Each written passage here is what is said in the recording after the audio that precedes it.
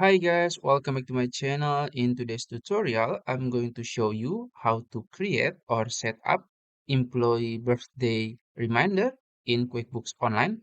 So you will get a reminder whenever your employee's birthday. So it's gonna be very easy and simple step.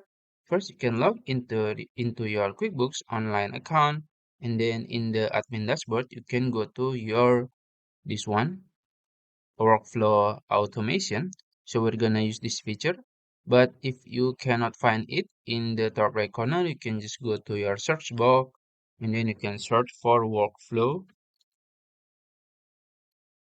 and then you will find workflow automation. You can click on it and then you will find a lot of template here, but we're gonna use our own template. We're gonna create custom workflow.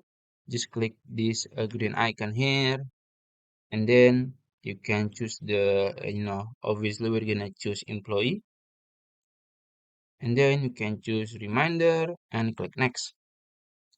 And then for the name you can just name it maybe employee birthday reminder, just like that. And then obviously employee, and then you can set up send reminder 1 day before employee's birthday. So you will get reminder 1 day before employee's birthday. So the next day you can, maybe create something for them, or yeah, just like that.